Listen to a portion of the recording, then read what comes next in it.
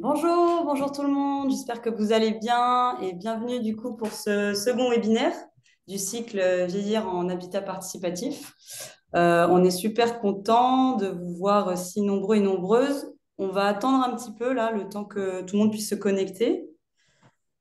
On peut voir en bas, là, on est une soixantaine, on va attendre un petit peu.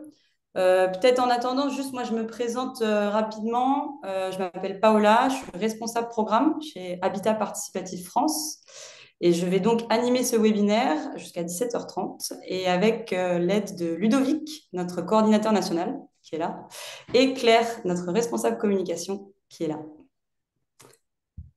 Du coup, peut-être on attend 2 3 minutes. Ah ouais, ça manque là.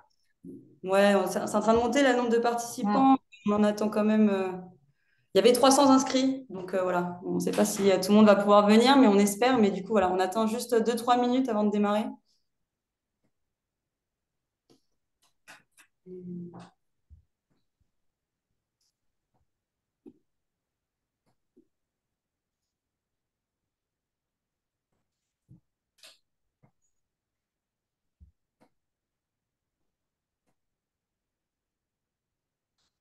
Bon, je vais peut-être, voilà, le temps que les personnes continuent de se connecter, je vais peut-être présenter un peu Habitat Participatif France pour celles et ceux qui ne nous connaissent pas.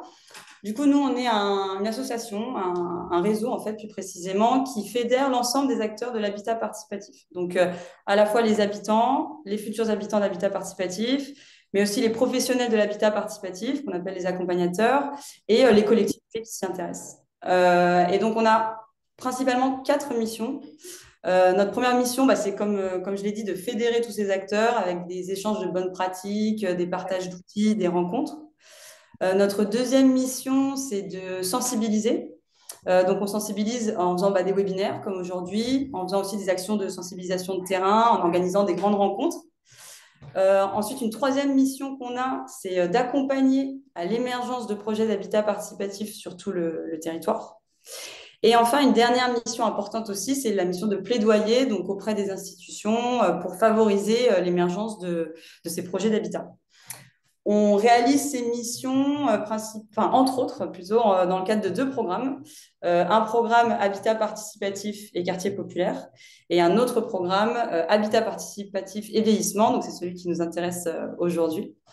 Et ce programme-là, pour vous dire un peu l'historique, donc c'est un programme qui est soutenu par Malakoff Humanis, qui nous soutiennent déjà en fait depuis 2019. Et en 2019-2020, on a pu rédiger un guide pratique senior. Donc, c'est un guide qu'on va pouvoir vous envoyer. Voilà, je vous recommande vraiment sa lecture parce qu'il y a tout ce qu'il faut savoir pour monter un projet d'habitat participatif senior.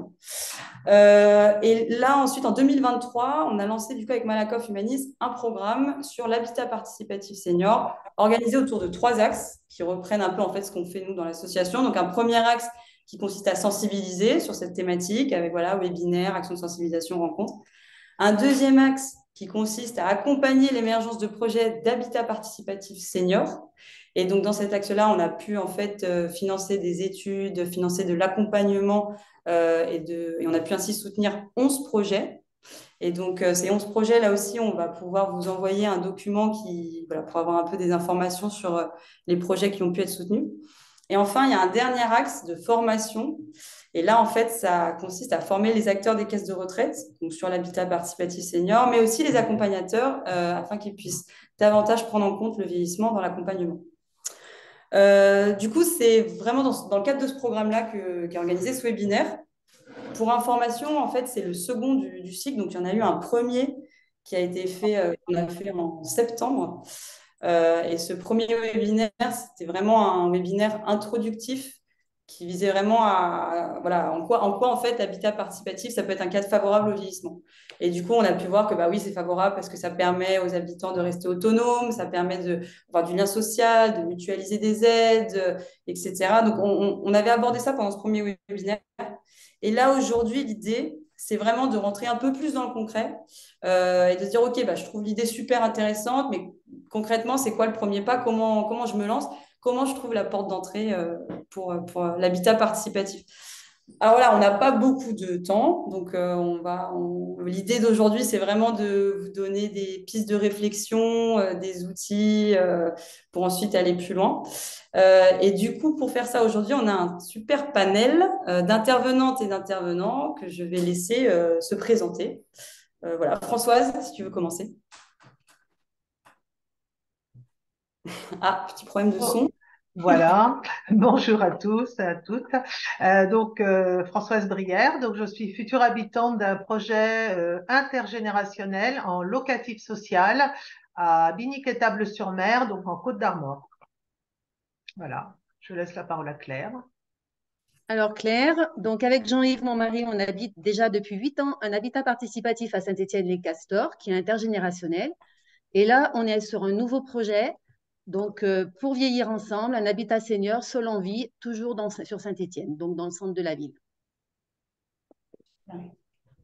Yvan. Bonjour, donc Yvan Le Goff. Donc moi je suis dans une petite commune au nord de Rennes. Je vis dans un habitat participatif qui s'appelle la Syrie depuis une dizaine d'années. Et je suis aussi accompagnateur de projets en habitat participatif au sein de l'association L'Époque, membre de HPF et du RAP. Et on est voilà, c'est des amis de réseau. Super. Bah, merci à vous d'avoir accepté cette invitation. L'idée d'aujourd'hui, là, juste pour vous dire un peu comment ça va se dérouler, moi, je vais représenter rapidement qu'est-ce que l'habitat participatif. Ensuite, il y aura un échange table ronde avec les intervenants et intervenantes à peu près pendant 45 minutes jusqu'à 17 heures. Et ensuite, on se garde, 17h, 17h15. Et ensuite, on se garde 20 minutes à la fin pour vos questions. Pour vous expliquer. Du coup, vous voyez, le chat, vous ne pouvez pas discuter dessus. Vous pouvez directement poser vos questions dans le Q&R.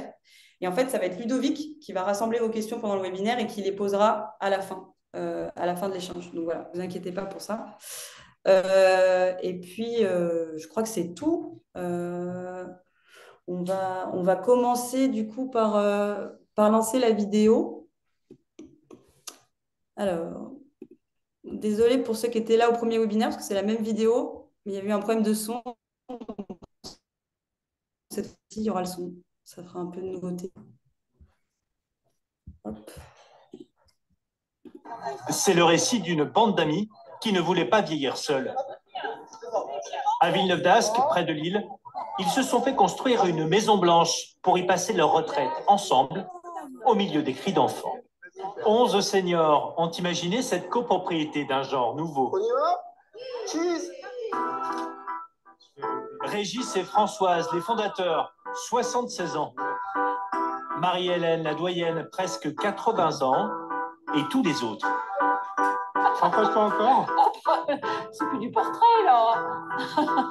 Avec 5 familles, 13 enfants et quelques célibataires, ils ont créé une communauté qui mélange tous les âges. Ah, dis donc. Bien plus que de simples voisins. C'est bon ? Oui, bon. C'est fait ? Bon.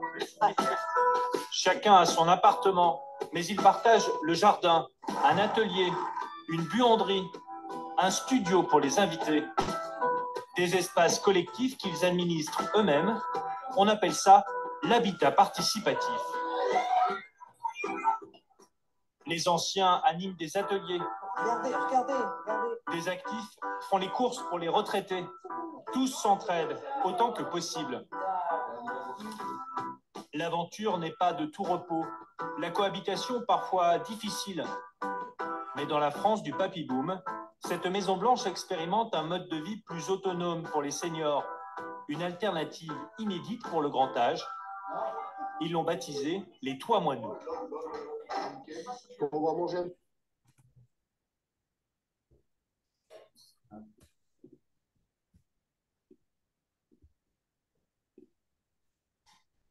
Voilà, donc c'était un petit aperçu de ce que peut être un habitat participatif senior. Donc là, on voit que dans leur cas, c'est les Toits Moineaux, c'est 22 familles. Après, dans l'habitat participatif en général, ça varie. Il peut y avoir 5 familles, il peut y avoir 30 familles. Ça peut être des habitats à la campagne, ça peut être en ville. Il y a vraiment une variété de projets. Après, juste ce qu'il faut retenir quand même, c'est que malgré toute cette variété, il y a 3 piliers qu'on retrouve toujours dans l'habitat participatif. C'est d'abord toujours des projets qui sont conçus par les habitants dès le début. Donc, le groupe d'habitants est dans le projet dès la conception. Ensuite, c'est toujours des projets dans lesquels chacun a son appartement, mais il y a un espace commun. Donc, ça peut être une salle commune, ça peut être une buanderie ou un jardin. Et ensuite, c'est des projets dans lesquels ces parties communes et le lieu de vie, voilà, c'est en autogestion, c'est géré par les habitants eux-mêmes. Du coup, la première question qu'on peut se poser et qu'on a souvent, nous, quand on échange avec les habitantes et les habitants, c'est OK, l'idée me plaît, etc. Mais par où je démarre, comment je me lance dans le projet et quelle peut être la porte d'entrée? Donc peut-être, voilà, Yvan, si toi, tu peux commencer en tant qu'accompagnateur par nous donner quelques bases, je te laisse la parole. Ouais, alors peut-être commencer par la spécificité des projets et des opérations d'habitat participatif. C'est-à-dire qu'il y a deux spécificités qui les différencient des projets immobiliers classiques. C'est la logique des communs. Alors la logique de commun, dans l'habitat aujourd'hui, la majorité de l'habitat en France, c'est à 99, etc. C'est soit de l'habitat individuel, soit de l'habitat collectif, compris comme les copropriétés, le locatif social, etc. C'est les immeubles, ce qu'on connaît comme les immeubles petits ou grands collectifs, mais où chacun a son logement. Il y a des espaces communs, mais dans lesquels les espaces communs sont souvent considérés soit comme des servitudes, soit comme des charges, parce que ça coûte cher, et dans lesquels souvent les voisins vont être considérés comme des nuisances potentielles. Donc, c'est des lieux où on va essayer de minimiser les interactions, les échanges. L'usage des espaces communs sont souvent limités à un seul usage. Un couloir, c'est fait pour être parcouru. Un hall d'entrée, c'est pour rentrer, mais pas pour stocker des choses, etc. Et dès qu'on parle vraiment de collectif, dans le sens de vie de voisinage, relations entre habitants, entre voisins, etc., dans l'imaginaire collectif, on pense très vite à communauté. Et d'ailleurs, le petit documentaire qu'on vient de voir, il échappe pas à la règle. C'est-à-dire que le commentateur, le journaliste, il dit ces gens-là ont créé une communauté avec tout ce que ça peut laisser imaginer de clichés, de projections plus ou moins positives ou négatives, etc. Et en fait, ce qu'on va appeler l'habitat participatif, c'est tout un champ qui va se trouver entre de l'habitat collectif classique et puis cette notion communautaire où on pourrait vivre ensemble, tout partager, etc. Et il y a une infinité de modèles entre les deux possibles.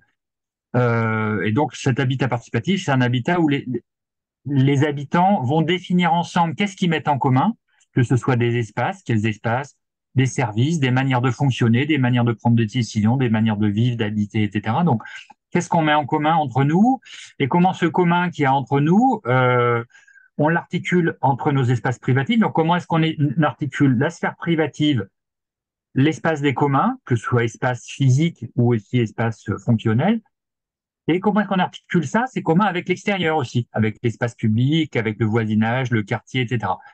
Et sur ce petit schéma, on met un point d'interrogation pour dire cet espace, il n'est pas prédéfini. Cette logique des communs, elle n'est pas prédéfinie, elle est construite à chaque fois de manière spécifique à chacune des opérations, à chacun des projets. Donc là, il va y avoir un enjeu spécifique sur la conception et la création d'un projet.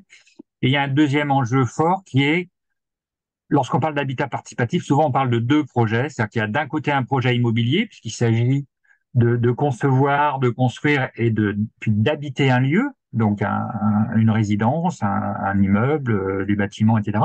Donc il y a bien un projet immobilier. Et puis un projet collectif, puisqu'il faut aussi construire les relations, comment est-ce qu'on construit le projet ensemble, comment est-ce qu'on prend des décisions, comment on se réunit, comment on travaille, comment on coopère, comment on collabore avec les partenaires, et puis après, comment on gère le lieu, comment on fonctionne, comment on voisine, etc. Donc, il y a vraiment ces deux dimensions de projet. Et donc, quand on se lance dans un projet, il faut vraiment avoir conscience qu'il y a ces deux dimensions et pas simplement une seule. On a des groupes, des fois, qui travaillent que sur la logique immobilière, d'autres que sur la logique collective. Et en fait, souvent, c'est des projets qui peuvent pas aboutir. Il faut vraiment travailler. Il y a vraiment deux objets de travail. Alors, les acteurs de l'immobilier, du monde de l'immobilier, ils sont bien connus, ils se connaissent. Et on a d'un côté les élus, les collectivités qui vont définir les cadres, les règlements, où est-ce qu'on peut construire, de quelle manière, pour quels usages, pour quoi faire, etc. Ils vont travailler avec des maîtres d'ouvrage. Donc, les élus, les collectivités vont définir les cadres réglementaires, vont planifier l'urbanisation, l'habitat, les logiques d'habitat, etc., définir les règles d'accession à l'habitat. Ils vont faire appel à des maîtres d'ouvrage, donc des maîtres d'ouvrage en gros qui sont des promoteurs, qui vont assumer la responsabilité du montage d'une opération immobilière, la responsabilité financière, juridique, et puis techniques, qui vont garantir le fait qu'à partir du moment où ils s'impliquent sur un projet, il y aura des logements qui seront livrés, dans des prix qui sont définis, il y a des avances financières, s'il y a des soucis, ils vont en assumer la responsabilité, etc. Les promoteurs ne vont pas concevoir et construire eux-mêmes, ils vont faire appel à des maîtres d'œuvre. Donc, ils sont des opérateurs techniques qui sont sous contrat avec les maîtres d'ouvrage. Et donc, ils sont d'abord les architectes, puis après, ceux qui vont suivre les travaux, effectuer les travaux. Ils vont non pas avoir une responsabilité, eux, sur l'ensemble de l'opération, mais une responsabilité technique. Ces acteurs-là, ils se connaissent bien, ils partagent un même langage, ils partagent des représentations, des habitudes de fonctionnement, etc. Et en général, ils se connaissent sur les territoires. Les maîtres d'ouvrage, les promoteurs connaissent les élus, les collectivités, connaissent les architectes avec qui ils travaillent. C'est des gens qui ont l'habitude de travailler ensemble. Lorsqu'on travaille en participatif, on intègre un autre niveau de complexité, c'est un acteur supplémentaire, c'est-à-dire les futurs usagers.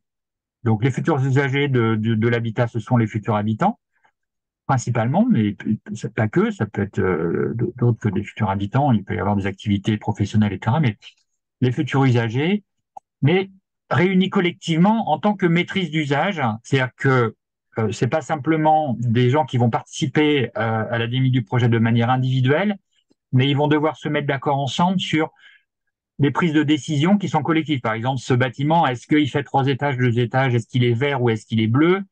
Bon, ben voilà, s'il y a un foyer qui dit je veux qu'il soit vert et l'autre qui veut je veux qu'il soit bleu, ça marche pas. Donc, il va falloir prendre une décision collective. Donc, l'idée est bien quand on parle de maîtrise du GEV, on parle bien de dimension collective. Donc, la dimension participative, elle est effective d'un point de vue collectif. Donc, les futurs usagers, ils vont pouvoir participer à des degrés divers à la conception, enfin, différentes phases du projet immobilier, à la définition des modalités d'usage, la définition de programmes. Enfin, selon les opérations, la maîtrise d'usage va participer à des choses différentes.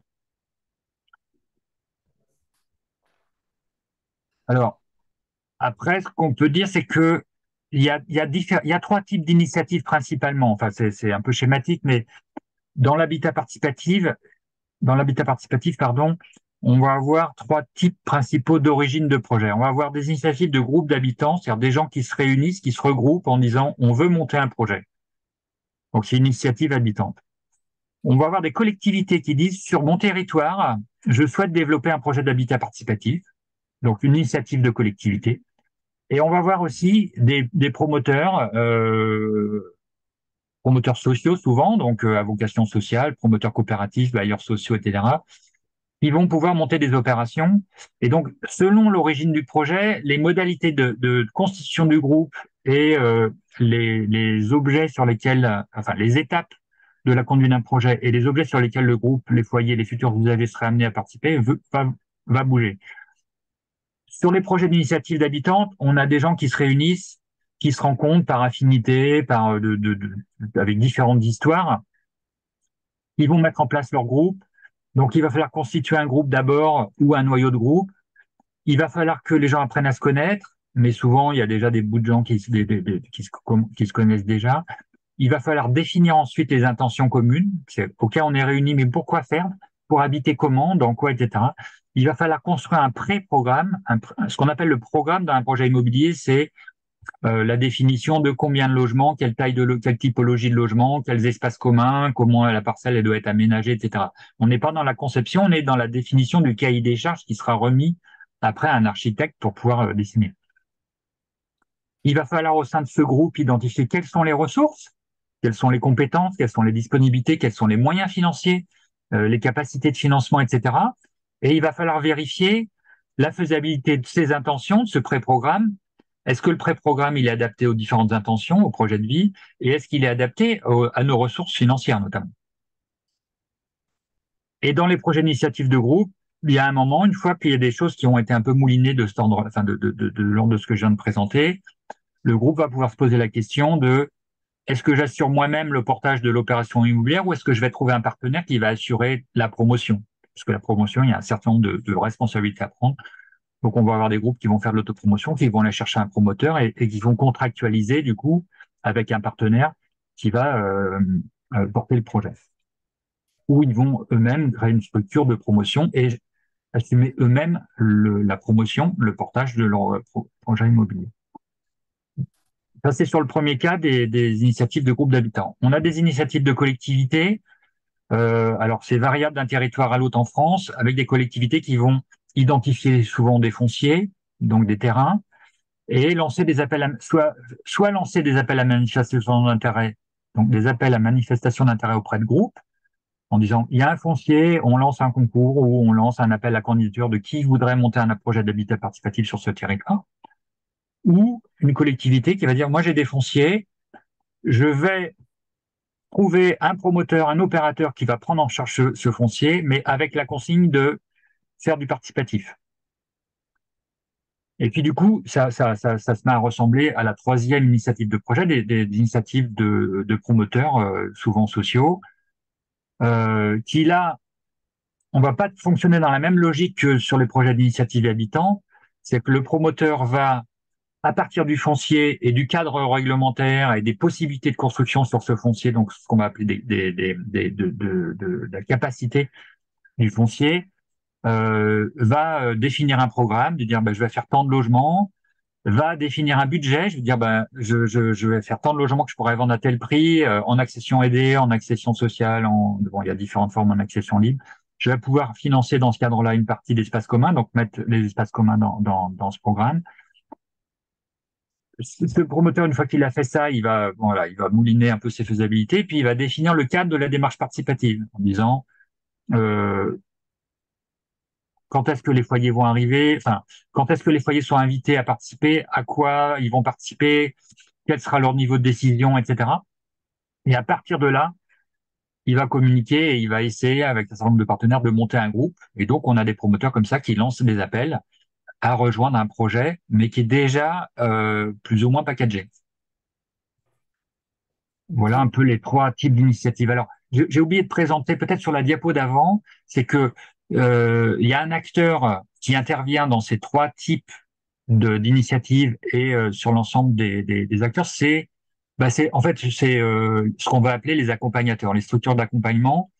C'est-à-dire que quand tout à l'heure je vous présentais les trois acteurs qui se connaissent bien, donc les élus, les maîtres d'ouvrage, les maîtres d'œuvre, euh, bon, les méthodes fonctionnent, les habitudes de fonctionnement sont là, les outils sont adaptés, le langage est partagé entre ces trois acteurs. Quand on met une maîtrise d'usage, donc des foyers dans l'équation, qui sont non professionnels, non sachants, entre guillemets, c'est-à-dire qui maîtrisent pas forcément le vocabulaire, qui maîtrisent pas forcément le contexte réglementaire, les enjeux techniques, économiques, etc.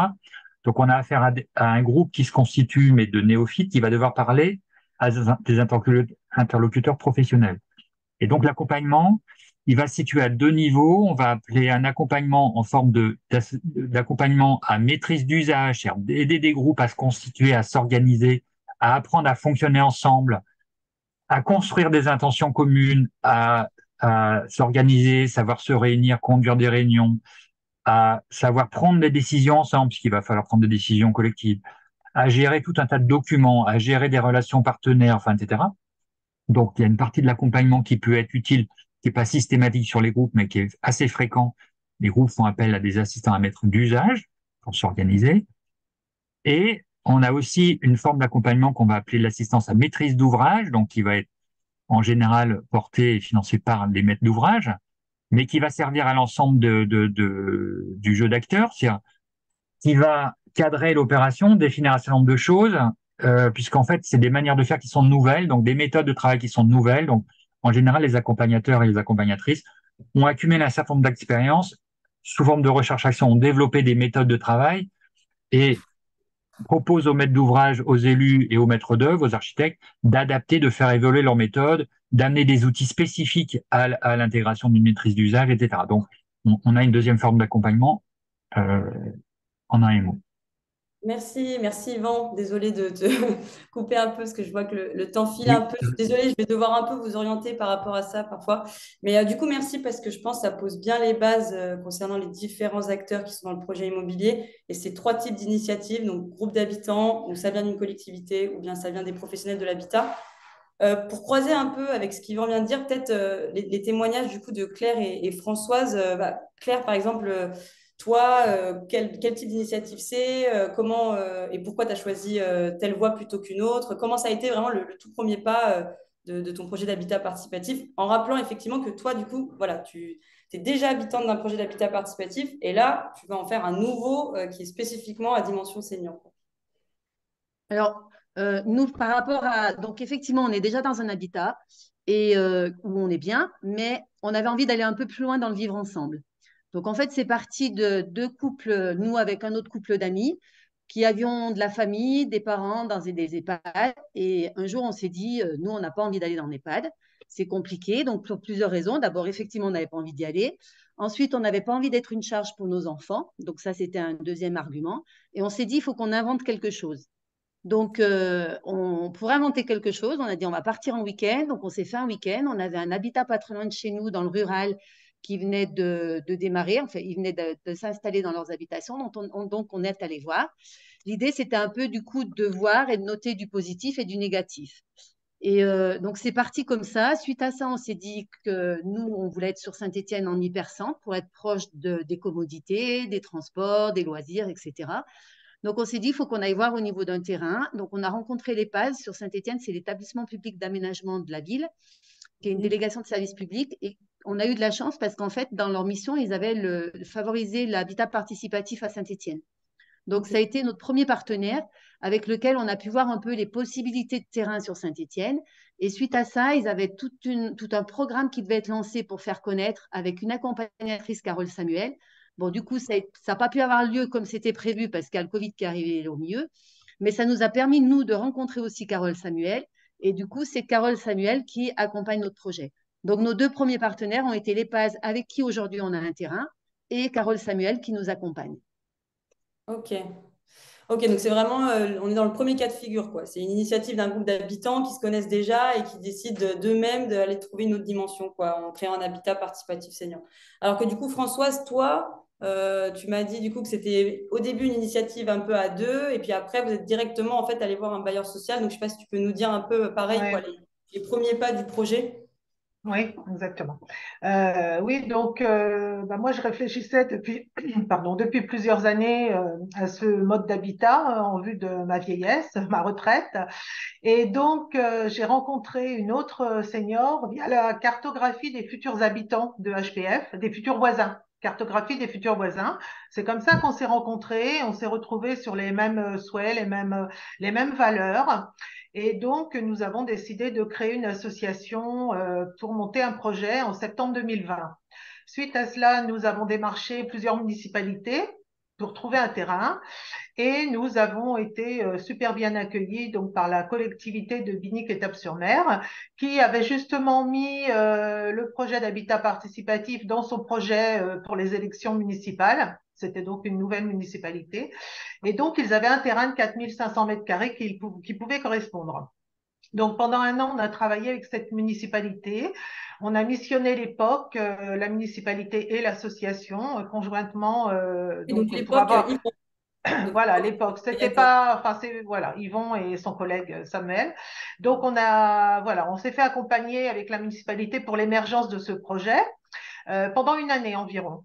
Donc suite à ça, on a donc rédigé une note d'intention pour la recherche du bailleur social, puisque donc la municipalité souhaitait que ce soit du locatif social. On verra peut-être tout à l'heure pourquoi. Donc nous nous sommes fait accompagner sur ça. La municipalité a sélectionné le bailleur suite à un appel à projet en juin 2022. Nous avons travaillé de nouveau pendant environ une année avec ce bailleur. Il a été constitué donc un comité de pilotage avec le bailleur, la municipalité et l'association. On a signé une convention tripartite pour bien définir la place de chacun des trois acteurs. Suite à ça, donc nous avons travaillé sur un pré-programme immobilier et en juillet 2023, le bailleur a donc sélectionné les architectes, le cabinet d'architectes, sur la base de ce pré-programme immobilier que nous avions travaillé ensemble. Et depuis septembre dernier, donc nous travaillons avec les architectes et dans le COPIL, toujours avec les élus, le bailleur, donc notre association de futurs habitants, donc sur le plan de masse, sur l'intérieur des logements, et nous allons bientôt là aborder les matériaux de construction et les modes de chauffage. Voilà. Ok, bah, merci beaucoup. C'est intéressant de voir juste dans vos deux témoignages, le tout premier pas, on voit que Claire, c'était déjà des gens qui se connaissaient, qui ont décidé d'eux-mêmes d'aller faire un autre Mm. projet. Et Françoise, du coup, tu as mentionné effectivement la cartographie HPF.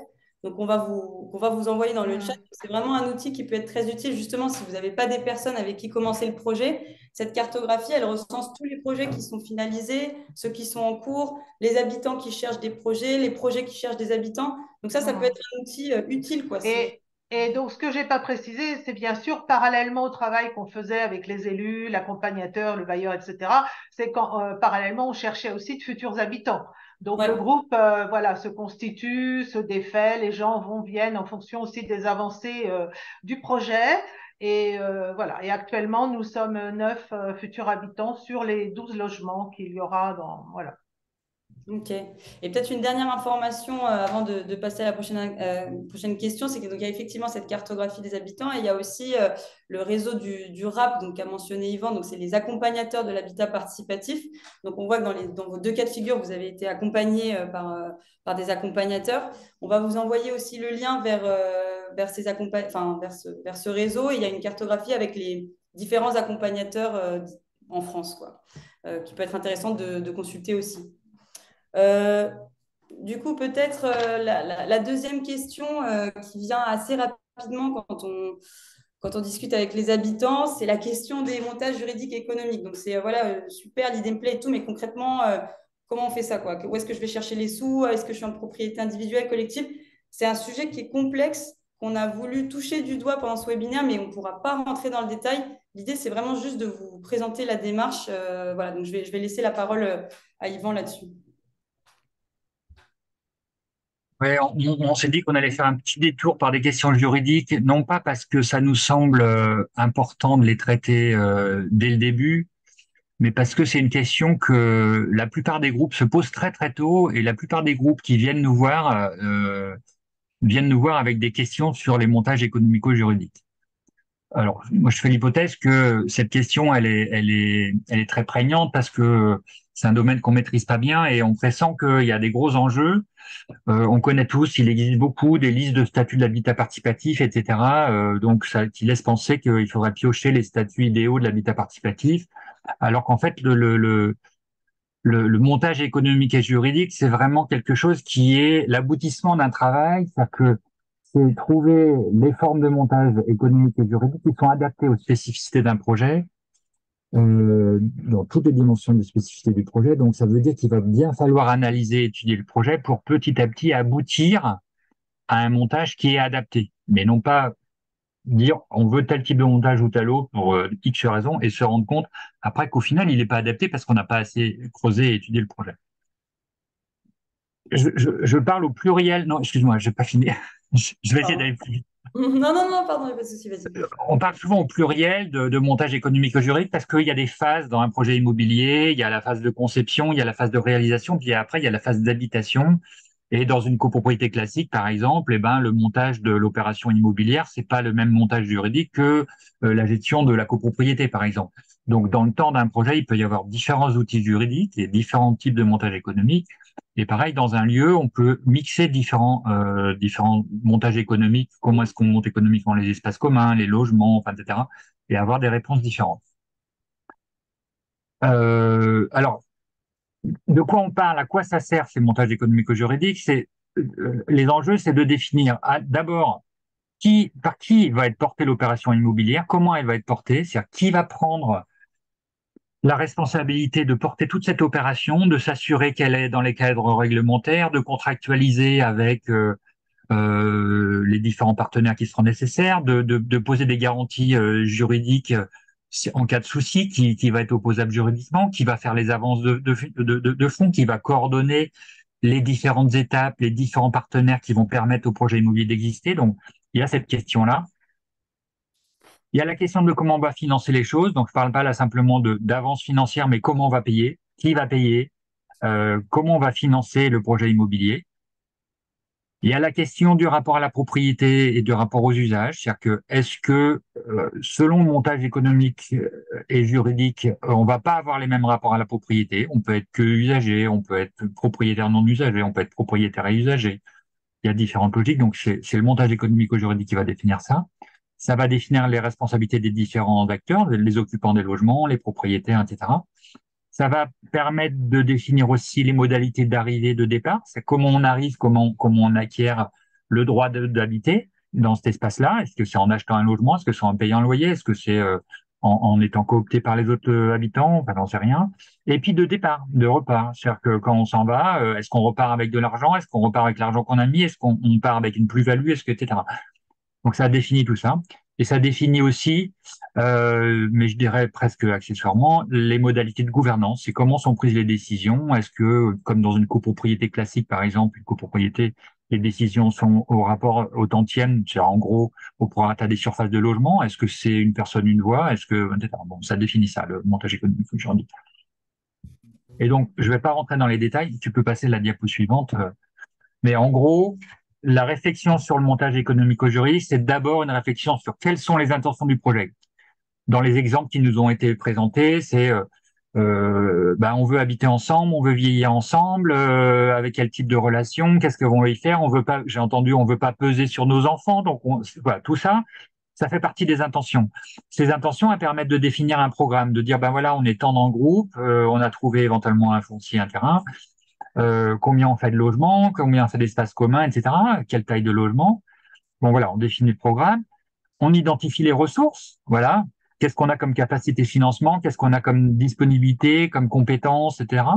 On regarde les contraintes réglementaires, voilà, les contraintes sur la zone, les contraintes dans le groupe aussi. Ça peut être des contraintes de temps, ça peut être tout un tas de contraintes, des besoins spécifiques, etc. À partir de ça, on va pouvoir commencer à mouliner des choses et identifier est-ce que on va aller plutôt vers un montage en mode propriétaire, c'est un montage où les habitants seraient propriétaires de leur logement, d'une manière ou d'une autre, vers un montage plutôt locataire, c'est-à-dire que les usagers, les occupants des logements ne seraient pas propriétaires des bâtiments, ou des montages mixtes, parce qu'on va avoir des montages mixtes, éventuellement, tous les logements sont pas sous les mêmes types de montage, les espaces communs peuvent être sous un autre et tout. Donc et donc voilà, ça dessine un cheminement. Et donc derrière ces cheminements, il y a tout un tas de questions sur le rapport à propriété, sur est-ce qu'on finance ça individuellement ou collectivement, est-ce que c'est une propriété individuelle ou collective, ou est-ce qu'on n'est pas propriétaire dans le cadre de la location. Est-ce que quand on repart, on est dans un mode un peu spéculatif, ou est-ce qu'on repart simplement avec la mise de départ, ou est-ce qu'on prend les plus-values. Et donc ça dessine, sur la droite, vous voyez un arbre, en fait, c'est une espèce de d'arbre de la décision qui dit, on part des racines. On construit pas un arbre à partir des feuilles. L'arbre, il se construit à partir du sol, à partir du terrain, à partir des racines. Donc voilà, les envies, les intentions, les contraintes, tout ça.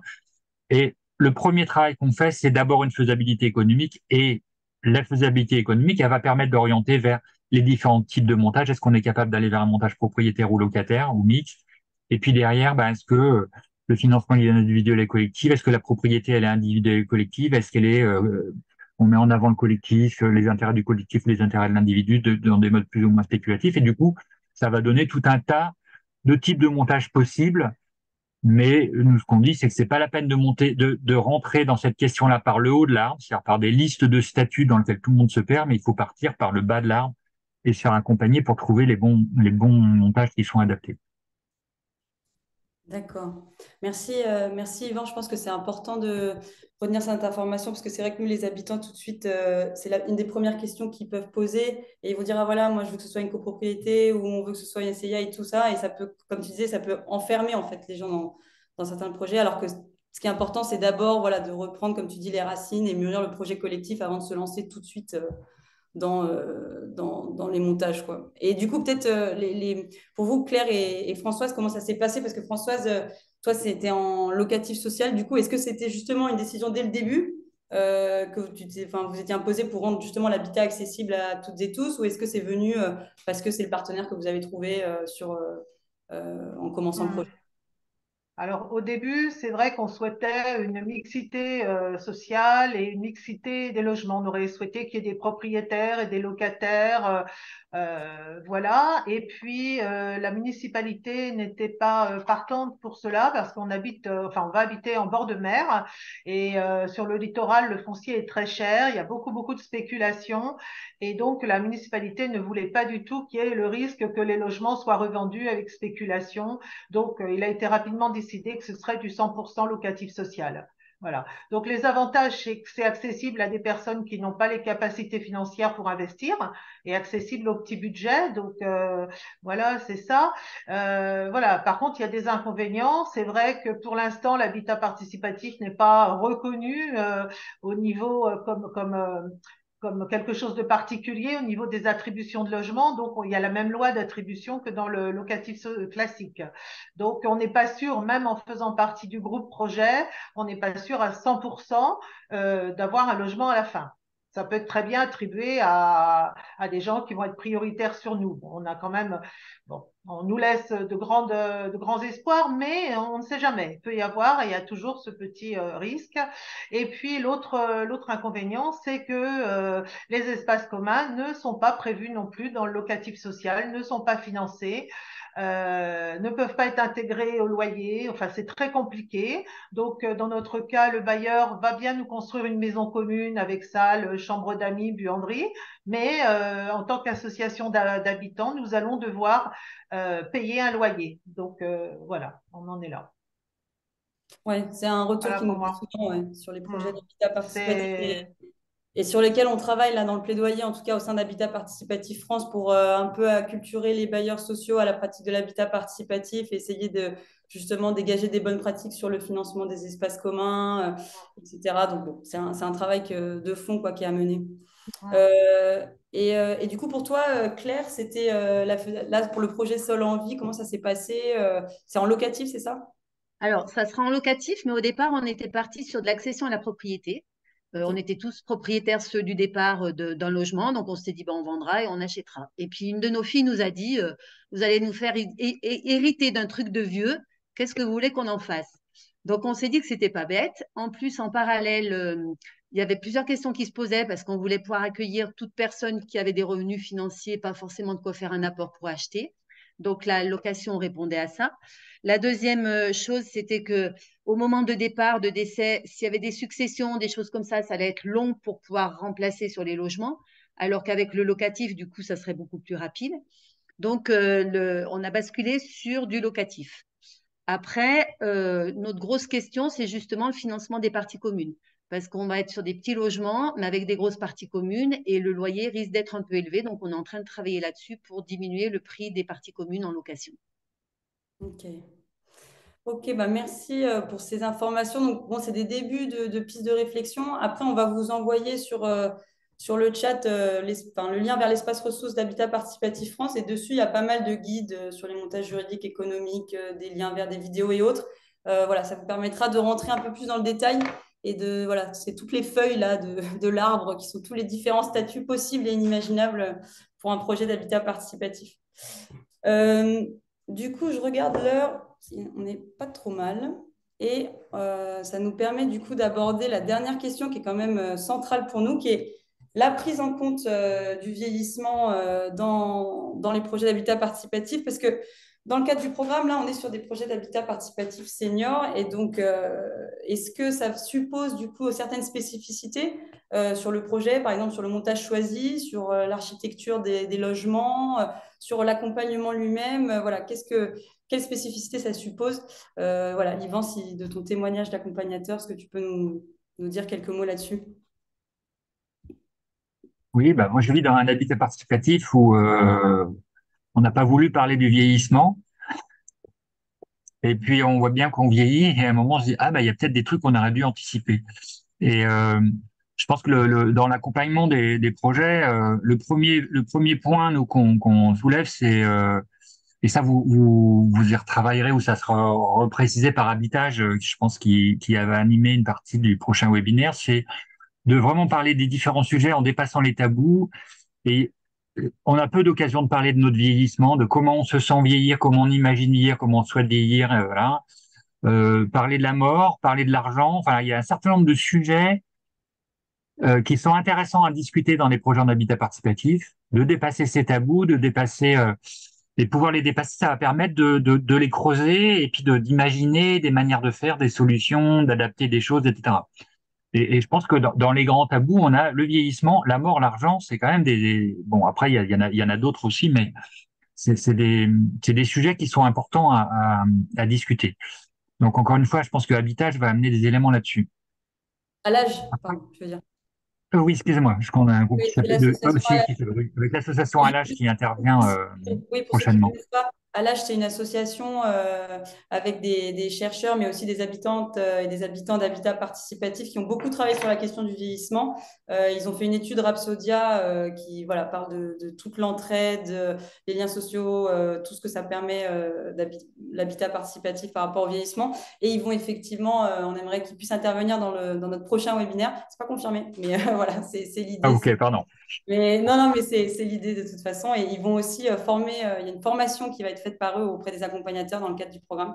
Mais voilà, on Hmm. vous enverra plus d'infos par la suite et puis dans le mail de suivi du webinaire. Vas-y, pardon, Yvan, je t'ai coupé. Voilà. Et donc, une fois qu'on dit, bon, ben voilà, il y a un certain nombre de sujets qu'il va falloir discuter ensemble, euh, dans l'idée je disais tout à l'heure, quand on commence à s'organiser dans un groupe, une des premières tâches, c'est chacun exprimer ses envies, sa vision des choses et de construire à partir de ça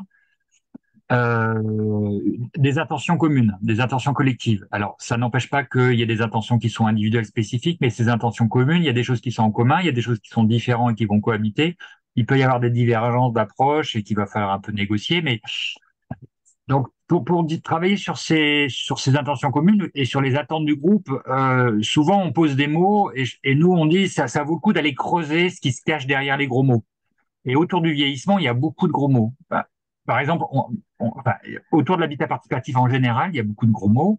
On met le mot solidarité, qu'est-ce que ça veut dire? On met le mot écologie, qu'est-ce que ça veut dire? Ça ne dit pas les mêmes choses pour nous. On met les mots monogénérationnels ou intergénérationnels, qu'est-ce que ça veut dire? Qu'est-ce que c'est la différence entre des habitats monogénérationnels, intergénérationnels? Qu'est-ce que ça va impliquer? Qu'est-ce qu'on entend par là? Claire va nous présenter tout à l'heure son projet. Aujourd'hui, elle habite dans de l'intergénérationnel et en fait, si je comprends bien, elle souhaite aller habiter dans quelque chose qui est plus monogénérationnel pour vieillir ensemble avec des personnes qui vont partager les mêmes problématiques. On voit bien que un habitat intergénérationnel, c'est pas les mêmes relations, il se passe pas les mêmes choses entre les habitants qu'un habitat monogénérationnel où on a des habitants qui vont partager les mêmes besoins, les mêmes enjeux, etc. Donc creuser ces notions-là. Euh, je sais plus, il y a une phrase qui disait vivre ensemble jusqu'au bout. Vivre ensemble jusqu'au bout, qu'est-ce que ça veut dire? euh, Est-ce que ça veut dire aller jusqu'au décès, jusqu'à la mort, en restant dans son habitat? Et du coup, qu'est-ce que ça va générer ou de quoi on va avoir besoin dans l'habitat? Et qu'est-ce que ça va fabriquer aussi pour les autres qui vont pas mourir? Comment on s'accompagne les uns les autres? Ou est-ce qu'il y a un moment, on va sortir du lieu? Donc, ces questions-là, ça vaut le coup de les creuser dans le groupe. Je reviens sur la notion de solidarité. Vivre ensemble jusqu'au bout ou être dans un habitat intergénérationnel, ça présuppose des solidarités, des relations particulières.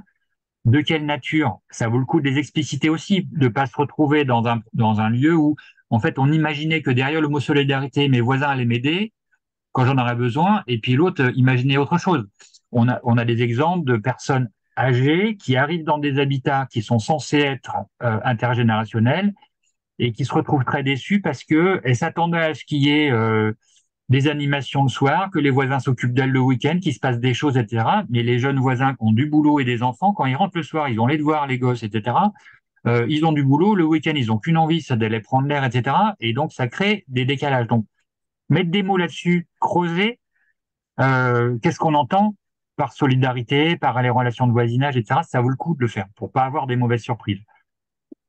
Pareil sur les notions de dépendance, d'interdépendance. C'est-à-dire que quand on dit vivre ensemble, mais jusqu'au bout, c'est-à-dire qu'il y a un moment, quand on conçoit le projet, on est indépendant, on a toutes nos facultés, de l'autonomie, etc. Mais imaginez qu'un jour, on va développer des formes de dépendance. Alors, elles seront progressives, mais souvent, elles viennent à des moments où on ne les attend pas forcément, etc. Donc, pareil, creuser ces questions-là collectivement, en discuter, voir ce que ça va impliquer. Est-ce que les voisins ils sont prêts à s'occuper de moi? Dans quelles conditions? Est-ce que du coup il faut que je compte sur eux ou au contraire que je sois un peu autonome et que je me dis bah faut que j'aille trouver des tierces personnes pour s'occuper de moi quand j'en aurai besoin. Enfin, toutes ces questions-là, il faut les mouliner dans le groupe. Il faut les mouliner collectivement et c'est d'autant plus riche qu'on le fait ensemble. Et puis derrière, une fois qu'on a fait ça, eh ben, il va falloir imaginer quelles sont les implications opérationnelles de ces intentions et de ces attentes. Une fois qu'on a creusé ces attentes, qu'on a imaginé des choses, formuler des intentions collectives, communes, qu'est-ce que ça va impliquer? Qu'est-ce que ça va impliquer sur le projet immobilier, sur son montage, sur le montage et sur le portage de l'opération? Qu'est-ce que ça va impliquer dans l'architecture des bâtiments? Qu'est-ce que ça va impliquer dans le fonctionnement, dans la vie de voisinage? Sur le montage et le projet immobilier, toutes ces intentions, elles vont avoir des implications. C'est long un projet immobilier et selon les types de montage, ça peut être plus ou moins long. Bon, ben voilà, la question de la durée, est-ce qu'on est prêt à passer des années? Est-ce qu'on veut que ça aille vite? Ça va avoir des incidences sur le projet immobilier, sur le montage. La question de ce à quoi je suis prêt à m'engager, quelle responsabilité je suis prêt à prendre, la question des moyens, la question de la succession. Comment est-ce qu'on imagine? Claire, tout à l'heure, nous dit, nos enfants, ils n'ont pas envie d'hériter d'un bâtiment fait pour des vieux. Et donc, du coup, on a cherché une autre solution. Donc, cette question de la succession, elle a bien été intégrée avec une réponse qui est, on va chercher du locatif. Donc, voilà. Les incidences sur le montage et le portage du projet immobilier. Après, il y a des incidences qu'il va falloir imaginer sur le projet architectural. Alors, déjà, la typologie des logements. On sait que quand on vieillit, les besoins de logement, souvent, ils vont diminuer. On a beaucoup de personnes qui vivent dans des grandes maisons avec leurs enfants, etc. Puis quand ils vieillissent, la maison devient trop grande, le jardin trop lourd à entretenir, etc. Donc, on va chercher des logements plus petits. Donc, dans les programmes d'habitat participatif, si on fait des grands logements, ça va plutôt accueillir des familles nombreuses. Si on fait des plus petits logements, on va pouvoir accueillir des personnes plus âgées ou des personnes seules, etc. Donc, la typologie des logements, l'adaptation des logements aux besoins, et l'articulation des logements avec les espaces communs. On va trouver des endroits où on va avoir des grands logements autonomes avec des tout petits espaces communs, mais on va trouver aussi des endroits où on fait des tout petits logements, comme des studios, et avec des grands espaces communs. Moi, je prends souvent l'exemple de où est-ce qu'on imagine mettre la cuisine principale. Est-ce qu'on met la cuisine principale dans son logement et la kitchenette dans l'espace commun, ou est-ce qu'on met la kitchenette dans son logement et la cuisine principale dans l'espace commun? Vous comprenez très vite que ça va pas générer la même manière de vivre et de cohabiter. Donc voilà, toutes ces questions-là, c'est des incidences de ces intentions et de ces notions de vieillir en habitat participatif. Si on veut vieillir, ça va avoir des incidences architecturales. On va avoir aussi la manière d'organiser des espaces. Qu'est-ce qui se passe quand je sors de chez moi? Est-ce que je sors de chez moi et j'arrive dans la rue, dans l'espace public, ou est-ce que je sors de chez moi et j'arrive dans un espace commun? Et est-ce que de l'espace commun, je passe à l'espace public? Et cet espace commun, est-ce que je peux y aller en chaussons ou en chaussettes, ou est-ce qu'il faut que je mette mon parapluie, mon pardessus, mes bottes quand il pleut pour aller dans la salle commune, dans la cuisine commune? Donc, la façon dont les espaces sont organisés entre eux, comment je vais de chez un voisin à l'autre, est-ce que si je suis en fauteuil roulant ou si j'ai des problèmes de mobilité, je peux rentrer chez moi, bon, ça va être un minimum, mais est-ce que je peux aller chez tous les voisins? Donc, est-ce que ça veut dire que tous les logements sont accessibles de la même manière? Voilà, toutes ces questions, circulation, accessibilité. Et puis la question autour, donc encore une fois dans le projet architectural, des espaces communs qu'on choisit. Quels espaces on met en commun? Donc est-ce qu'on se fait un tout petit logement avec beaucoup d'espaces en commun? Est-ce qu'on fait l'inverse? Est-ce qu'on met une salle commune? Est-ce qu'on met des chambres d'amis? Est-ce qu'on met un salon, une cuisine en commun, un studio d'accueil pour avoir des personnels aidants? C'est-à-dire que dans les lieux monogénérationnels avec des gens qui vieillissent, il y a cette perspective, un jour on va être dépendant. Et donc, peut-être qu'on pourrait avoir besoin d'accueillir du personnel aidant. Et donc, du coup, est-ce qu'on a besoin d'héberger du personnel aidant? Est-ce qu'on se fait un studio pour avoir quelqu'un qui vienne là? Pourquoi pas? Enfin, on trouve ça par endroit. Donc voilà, toutes ces réflexions-là, c'est vraiment la réflexion de l'incidence des intentions sur le projet architectural. Et puis, réfléchir après sur le fonctionnement du lieu. Comment il va être géré? Comment le lieu va être géré, comment les espaces vont être gérés, entretenus, les relations de voisinage, est-ce qu'on attend de l'entraide des voisins ou pas? Et dans quel cadre et dans quelles conditions l'entraide elle peut exister? Jusqu'à quel moment cette entraide elle peut se faire de façon de gré à gré? Et à partir de quel moment il faut peut-être falloir contractualiser des choses? Puis comme je l'ai déjà dit, sur le fonctionnement du lieu, comment on va articuler une vie privée, intime, une vie collective dans les espaces communs ou avec les voisins, une vie avec le public, parce que très souvent dans les habitats participatifs, il y a une connexion avec le public, c'est-à-dire qu'on peut avoir de l'accueil de gens extérieurs, de public, de gens qui viennent visiter pour des événements, pour des choses. Donc comment on articule ça? Et puis aussi l'accueil de partenaires, de prestataires, de gens qui vont pouvoir éventuellement nous aider à mieux vieillir ou à vivre dans cet espace-là. Donc voilà un peu les trois types d'incidences sur lesquels il va falloir un peu travailler dans les groupes, c'est-à-dire sur le montage et le portage du projet, sur le projet architectural et sur le fonctionnement du lieu. Tout ça en lien avec les notions qu'on aura creusées avant sur les intentions du groupe, etc. Voilà, tout à Et fait. du coup, pour Françoise et Claire, vous, par exemple, Françoise, c'est un projet en intergénérationnel, donc ça suppose voilà, des gens plus jeunes, plus vieux, donc des intentions du groupe. Est-ce que vous avez vraiment abordé ces questions-là bah ouais, sur la fin de vie, sur l'accompagnement à ce niveau-là?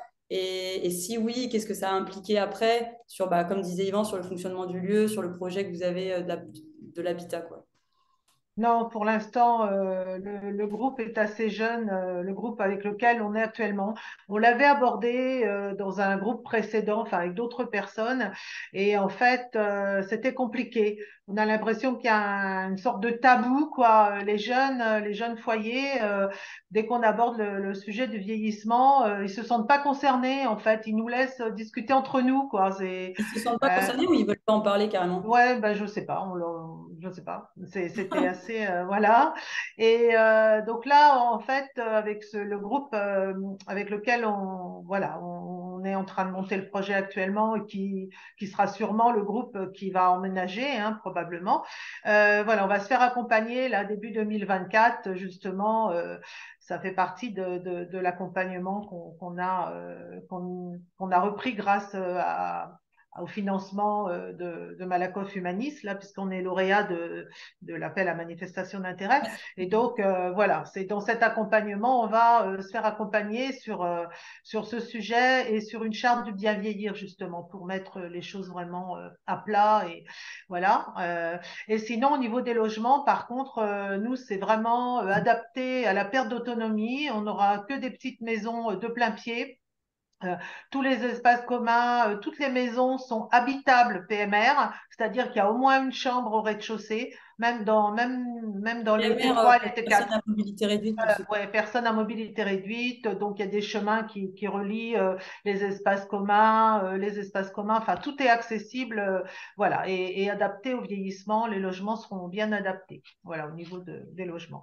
Mais c'est vrai qu'au niveau de la prise en compte dans le groupe, c'est pas encore, voilà, Non, mais ça c'est va pas venir. encore ça, mais ça va venir, ouais, on a bon espoir, c'est important, voilà. Et Claire, du coup, bah, c'est différent, quoi. C'est un projet monogénérationnel sur l'envie, qui est aussi lauréat de l'appel d'offres, là, de l'appel à manifestation d'intérêt de Malakoff Humanis. Du coup, vous, voilà, quelle discussion vous avez pu avoir? Est-ce que c'est plus facile justement parce qu'entre seniors, on ose plus parler des sujets et du coup, bah, vous avez créé le projet pour ça, quoi. Donc, j'imagine que ça a permis de clarifier tout de suite les intentions et les implications opérationnelles qu'elles supposent. Ah, ton micro est coupé.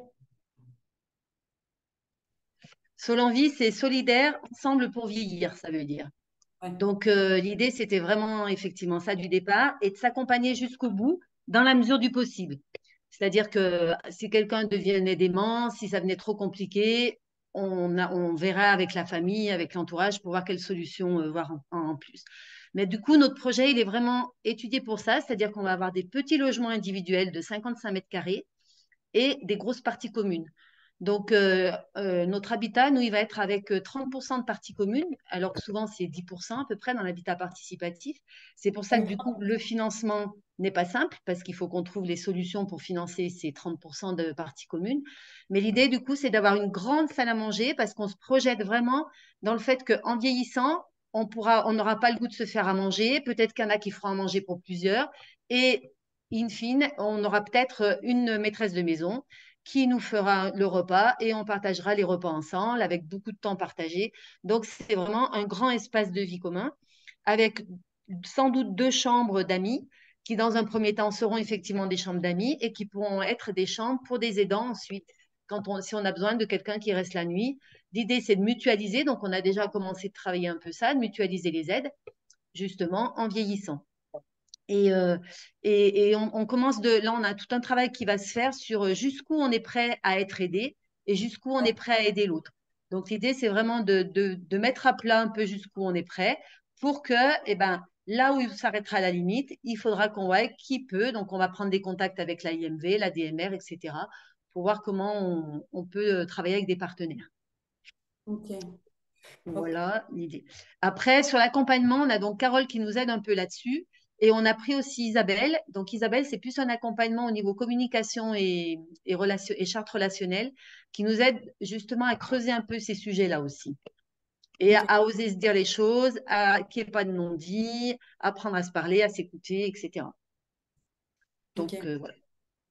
Il y aura plein de choses à ajouter, mais je voulais vous dire qu'il y aura des webinaires qui vont être faits là-dessus. Là, il y a 3 prochains webinaires à venir. Le prochain, il va être effectivement sur l'habitat participatif, un logement pour habiter, pour vivre ensemble jusqu'au bout. Donc là, ça va être vraiment la question de, effectivement, est-ce que c'est vraiment une alternative à l'EHPAD, jusqu'où on va dans l'entraide, la dépendance, etc. Donc ça, c'est un webinaire qui aura lieu normalement en janvier.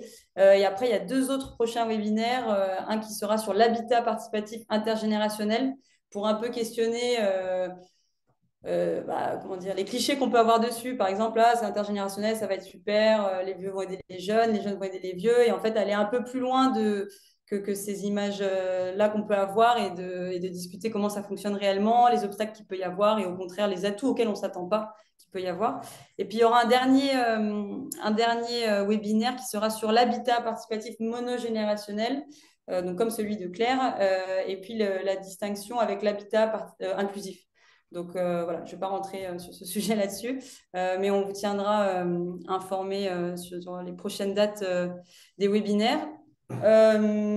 Et bien, je vois qu'on est dans les temps, c'est super. Je pense que du coup, là, on a un peu de temps pour un échange questions-réponses.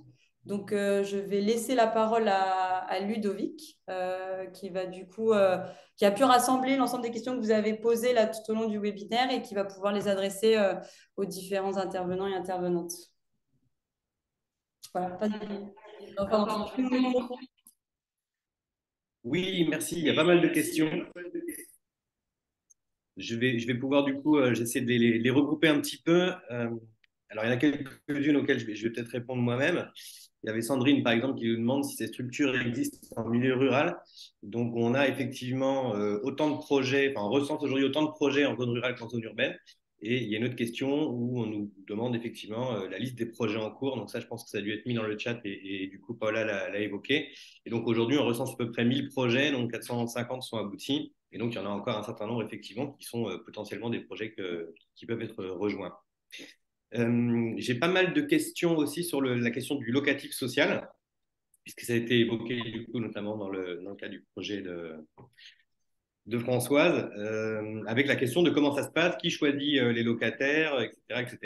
Peut-être par rapport à ça, et puisque Paola a indiqué qu'on avait effectivement des enjeux de plaidoyer sur cette question-là, pour le résumer un peu simplement, effectivement, l'enjeu, c'est que l'habitat participatif ne soit pas réservé qu'aux personnes qui ont les moyens de devenir propriétaires. Et donc, effectivement, depuis un certain nombre d'années, on travaille avec des organismes HLM, ce qui peut du coup se traduire soit par de l'accession sociale, et là, on reste dans une logique de propriété, même s'il faut être sous un certain plafond de ressources. Et puis, éventuellement, de plus en plus, on recense des projets, du coup, avec effectivement des organismes HLM qui permettent, du coup, de faire du locatif social. Alors, comment ça se passe dans ce cas-là? Le but, c'est quand même, bien sûr, on est obligé de rester dans le droit commun. Et donc, évidemment, dans le cas de Françoise, par exemple, on est sur des logiques d'habitants qui arrivent très en amont du moment où le projet va se faire. Et donc, ça permet, du coup, que les futurs habitants respectent quand même la file d'attente du logement social.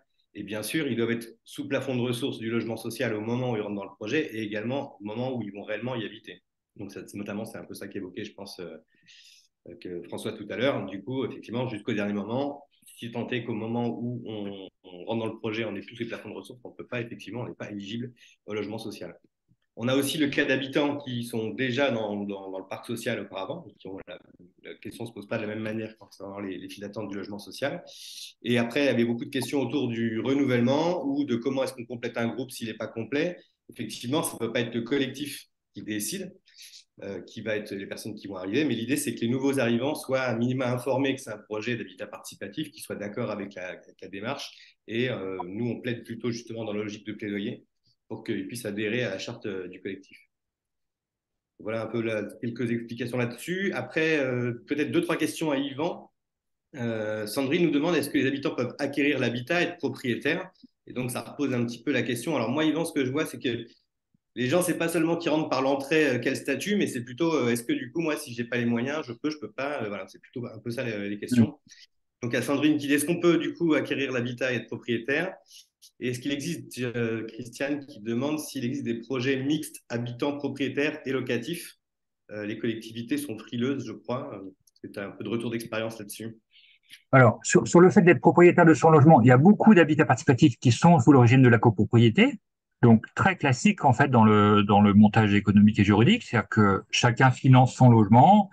Et après, bon, les règles de répartition des coûts des espaces communs peuvent varier de la règle classique des copropriétés auto-entières. Bon, il y en a qui arrivent à adapter pour passer à d'autres clés de répartition. Mais ça, il y a quand même beaucoup d'habitats participatifs qui sont en copropriété ou qui sont sous des montages, je dirais, globalement dans le régime de la propriété individuelle, où chacun finance son logement, avec parfois un financement collectif pour les espaces communs. Pour avoir des espaces communs en plus dans une copropriété, par exemple, on rajoute au bout et on peut avoir une société qui est propriétaire des espaces communs. On a des habitats participatifs qui sont en société, c'est-à-dire que les habitants sont sociétaires d'une société. Et au lieu que ce soit du financement individuel, c'est-à-dire que chacun aille faire un emprunt pour financer son propre logement, en fait, chacun amène des fonds dans la société, donc des parts sociales ou des fonds en compte courant d'associés. Et à partir de cet apport, la société va négocier avec des banques pour faire des emprunts. Donc là, l'emprunt, s'il y a besoin d'emprunt, il ne sera pas individuel, il sera collectif. Ce qui peut être intéressant dans le cadre de projets liés au vieillissement, c'est que quand on commence à être âgé, on a plus forcément de capacité d'emprunt. Donc, c'est-à-dire que les banques le prêtent difficilement. Donc, en fait, soit on a un bien qu'on revend et on a les moyens de racheter, soit on a un bien qu'on revend qui coûte pas, qui peut-être qui est pas assez coûteux. On le met dans cette société. La société va emprunter et puis après tous, on va payer un petit loyer, enfin l'équivalent d'un loyer qui va permettre à la société de rembourser les emprunts. Donc, on reste propriétaire, mais par une société interposée. Donc voilà, il y a pas de souci. Chez nous, on a une société, mais on reste propriétaire de nos logements, mais qui sont gérés collectivement dans le cadre d'une société coopérative en l'occurrence. Donc ça, je dirais que les cas d'habitat participatif avec un propriétaire qui est non habitant, donc un bailleur, en fait, quelqu'un qui n'habite pas, ni directement ni indirectement est propriétaire, donc en gros avec un bailleur soit privé, soit un bailleur social, ce sont des cas, je dirais presque plus minoritaires en fait. Majoritairement, on est sous des modes type propriétaire. Et il y avait l'autre partie de la question. Oui, est-ce qu'il existe des projets mixtes habitants propriétaires et locatifs? Et j'allais rebondir Alors là-dessus. oui, tout à fait. Mon collègue Samuel à Dole de Bretagne, un groupe qui se constitue, une douzaine de foyers, et ils vont voir la mairie à Dole de Bretagne. Le maire dit, ben, bon, alors, je vous passe les détails, hein, c'est des années d'échanges et de recherche de terrain, mais la mairie dit, ben là, on a un terrain de 5000 mètres carrés. Et donc, le groupe se dit, bah super, maintenant, nous, on n'a pas envie de gérer tout seul le projet immobilier, on va chercher un bailleur social, enfin un promoteur, pardon, un promoteur social. Parce que dans le groupe, il y a des gens qui ont moyen d'accéder à la propriété, il y a des gens qui n'ont pas moyen, il y a des gens qui veulent être locataires, il y a des gens qui veulent être propriétaires, enfin, il y a un peu tous les statuts, il y a des gens qui pourraient bénéficier de l'accession aidée et tout. Et donc, ils vont voir un promoteur, le promoteur dit, ben moi, je peux vous proposer un montage mixte, mais comme c'est complexe, eh ben, je ne fais pas 12 logements, j'en fais 25 minimum. Sur une parcelle de 5000 mètres carrés, je ne monte pas un projet simplement à 12 logements, je veux le valoriser plus. Donc, j'augmente. Le groupe dit OK pour passer à 25. Et je vais vous proposer une partie en locatif social, une partie en accession aidée et une partie en accession libre. Mais en tant que promoteur social et bailleur social, je ne peux pas porter une opération immobilière en libre et donc je vais m'associer avec un promoteur qui lui est en capacité de le faire. Donc voilà, il y a un montage un peu complexe avec deux promoteurs. Mais du coup, on se retrouve dans une résidence de 24 logements avec 5 statuts d'occupation, depuis le locatif social, du locatif avec un bailleur privé, de la location-accession, de l'accession libre et je ne sais plus quel autre statut. Et la question des espaces communs a été réglée en créant une coopérative à part qui finance les espaces communs parce que le bailleur social disait bah moi je peux pas financer en plus des espaces communs. Donc en fait ils ont créé une coopérative donc avec un autre montage économique pour les espaces communs. Donc voilà, ces montages-là ils existent. Hein, des montages mixtes, il y en a plein. Donc, il n'y aura pas de questionnaire à la fin pour voir si tout le monde a bien compris effectivement le cas de figure que tu as évoqué. En tout Oui, cas, je suis désolé, on peut se c'est dire, c'est souvent des montages un peu non, non, complexes. non, non.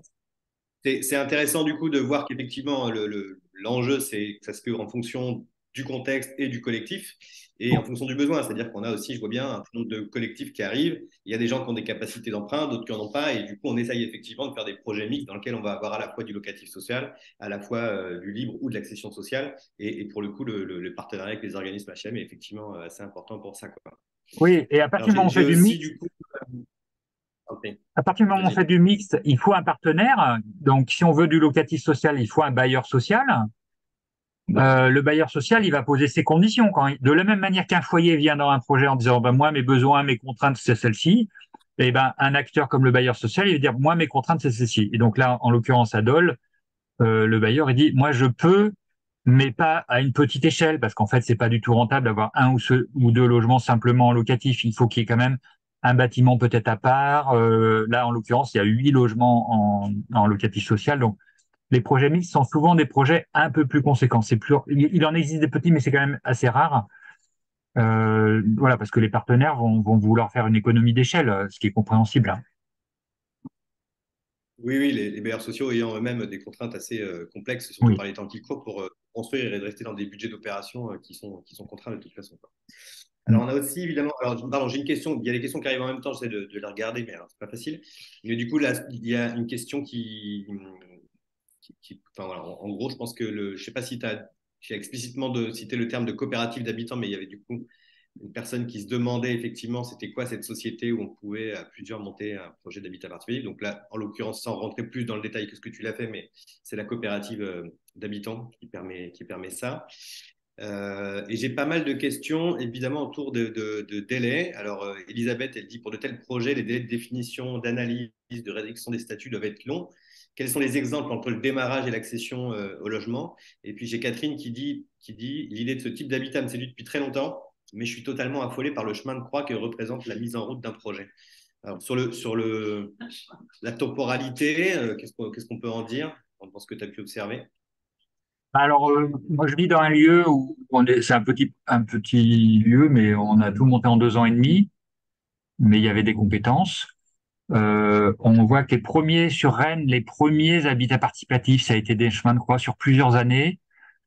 Il y a 2 opérations, là, je pense qu'elles ont duré au moins 10 ans. Mais aujourd'hui, Rennes Métropole est en train de mettre en place une politique, je le prends à titre d'exemple, hein, mais essaye de massifier des approches en participatif, donc de simplifier la question du montage des groupes, d'arriver sur des projets qui sont un peu plus cadrés, mais qui permet à plus de promoteurs de proposer des choses. Alors, on a la chance sur le bassin rennais d'avoir des promoteurs coopératifs, donc qui sont sur une dimension sociale et politique plus forte, donc plus intéressés par l'habitat participatif. Mais il y a des choses qui sont de plus en plus packagées et qui, avec des calendriers d'opération de plus en plus courts. Donc, en fait, si c'est long, c'est parce que c'est nouveau, parce que c'est compliqué, parce que les acteurs, les partenaires en ont pas l'habitude, les collectifs n'ont pas l'habitude, les promoteurs n'ont pas l'habitude, personne n'a l'habitude, il faut apprendre à faire et donc ça tâtonne, ça échoue, ça essaye ailleurs et tout. Plus il va y avoir de projets en habitat participatif, plus les acteurs vont être rodés et on voit que sur le bassin rennais où il y a déjà pas mal d'opérations, ça commence à se roder et du coup, ça va de plus en plus vite. Alors, ça n'empêche pas qu'il y ait enfin, c'est de plus en plus cadré aussi, et ça va de plus en plus vite. Et le métier d'accompagnateur, il s'est quand même bien développé. On a un réseau des accompagnateurs. Donc, les accompagnateurs sont les personnes qui ont thésaurisé sur les expériences, analysé l'expérience, retravaillé les méthodos, etc. Et on échange entre nous. Et donc, petit à petit, le savoir-faire, il s'améliore. Et donc, du coup, les écueils, les pertes de temps, etc., on règle un certain nombre de choses. Donc, Je vois chez nous, par exemple, en Ille-et-Vilaine, on a un soutien du département pour aider des groupes à démarrer, une aide à l'émergence. À un moment, j'ai dit, ben, en fait, notre aide à l'émergence, elle nous aide à faire abandonner des groupes. Parce qu'en fait, effectivement, quand on accompagne des groupes, on fait des diagnostics et il y a des groupes, très vite, on voit que le projet, il va pas être viable. Et donc, on échange avec le groupe et le groupe se rend compte, en fait, que les gens n'ont pas le même projet, que ça va pas être viable. Et donc, du coup, soit change de projet, soit lâche, mais sans avoir duré 10 ans, quoi. Et puis, on a eu quand même, grâce à ces aides à l'accompagnement, beaucoup de projets qui ont pu aboutir dans des délais relativement courts. Alors, plus longs que simplement acheter un logement, mais dans des délais qui peuvent être de 2, 3, 4 ans. Oui, pour une donnée un peu objective sur tous les projets recensés en France depuis la cartographie, on voit que la moyenne, du coup, c'est 4 ans et demi, avec effectivement des projets qui vont mettre 10 ans et d'autres qui vont mettre 3 ans, quoi, clairement. Mm. Mais bon, je te rejoins, je pense que plus on avance et mieux les process sont connus et plus c'est aussi facile d'imaginer qu'un projet mette moins de temps pour sortir, même si quand on fait un projet en neuf, forcément, il y a un temps de construction et quand c'est un projet en réhabilitation, c'est très différent selon ce qu'il y a à réhabiliter, etc. Du coup, je passerai bien la parole également à Claire et François sur le chemin de croix. Est-ce que c'est vraiment un chemin de croix, du coup, de faire de l'habitat participatif, au-delà du fait que ce soit long voilà, je ne sais pas, Claire, si tu veux me dire Bah, un mot. nous, par exemple, pour Solanvie, alors les castors où on habite aujourd'hui, on a mis 10 ans. Solanvie, on en est à 4-5 ans. Les délais qu'on nous annonce, alors c'est du neuf, hein, les délais qu'on nous annonce, c'est que dans le meilleur des cas, ça sera 2026. Donc c'est sûr que si c'est ça, c'est 8 ans. Après, moi, je dirais pas que c'est un chemin de croix. Je trouve que ça permet justement d'apprendre à se connaître et de creuser des questions qui sont importantes pour le jour où on va habiter ensemble. Alors après, c'est sûr que c'est long, que c'est énormément de rencontres, hein. Nous, on se rencontre tous les 15 jours pendant 3 heures, plus un week-end par trimestre. Enfin, on se voit très régulièrement, hein. Mais on commence de mieux se connaître du coup. Oui, en Euh, effet.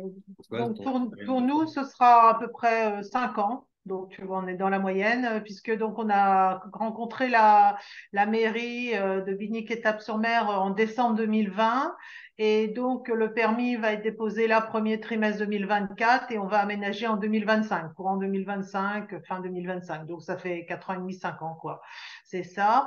Et je dirais pas que c'est un chemin de croix, c'est un peu compliqué. Alors nous, dans le locatif, en plus, bah il y a les délais administratifs à chaque fois, le bailleur, la commune, ça doit passer par les conseils municipaux, par les commissions, enfin les CA de bailleurs et tout ça. Donc du coup, ça retarde aussi. Il y a ce genre de délai, mais c'est plus une aventure quoi qu'un chemin de croix quoi. Il faut le voir de manière positive. C'est très enrichissant. On apprend plein de choses. Il y a des rencontres super. Enfin voilà, c'est non non c'est vrai que c'est long, faut s'accrocher parfois, faut batailler aussi parfois pour faire sa place, mais voilà quoi, c'est de belles rencontres.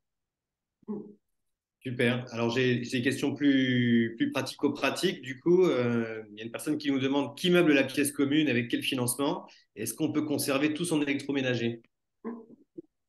Bah, on a tous les cas de figure, nous. En fait, Ça c'est fait ça. partie, ça fait partie du travail dans l'accompagnement sur, ben voilà, l'espace commun. Il va falloir l'équiper. D'abord, il va falloir l'aménager, savoir à quoi il va servir, se mettre d'accord. Chez nous, la salle commune, les premières réunions, on avait dit, ah bah c'est pour manger ensemble. À un moment, on s'est dit non, mais attends, manger ensemble, on va manger chez les uns chez les autres, mais on va pas manger tous les soirs ou toutes les semaines ensemble. Enfin, en tout cas, c'était pas notre projet à nous. Ça peut être le projet, mais c'était pas le nôtre. Et donc, on a réfléchi à différents usages, ouverture sur l'extérieur, enfin, etc. Et en fonction de ça, on a organisé nos espaces communs. Et on a souvent des débats sur est-ce qu'on équipe les espaces communs avec tous les rebuts que personne veut ou avec des choses que chacun donne, ou est-ce qu'on équipe en neuf pour avoir un truc un peu plus qui appartient à tout le monde en fait, enfin il y a tous les cas de figure. Après, ça se discute. Ce qui est important, c'est que ce soit validé collectivement. Et après qu'on aille acheter du neuf pour équiper un truc hyper aménagé, super clean, qu'on fasse bosser des artisans locaux, ou qu'on mette tous les meubles qu'on a, à partir du moment où dans le groupe, tout le monde est OK sur la modalité, on fait ce qu'on veut, en fait. Chez nous, on partage de plus en plus de choses. Il y a beaucoup de choses qu'on achète en commun, qu'on met en commun là-dedans.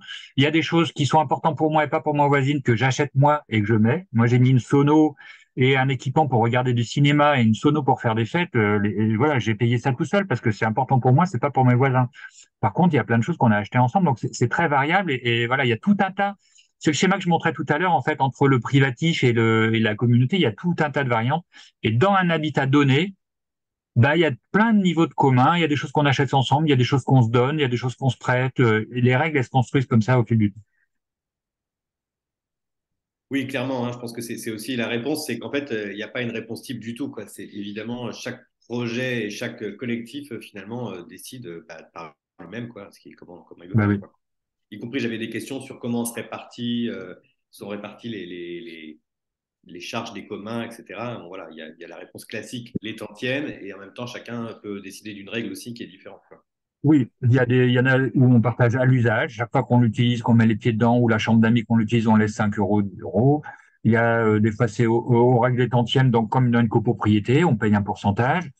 Chez nous, on a divisé par le nombre de foyers et on se pose pas la question de qui utilise ou pas, tant pis. Il y en a un qui met le chauffage, qui regarde des films tous les soirs, pas les autres, bah tant pis, on divise.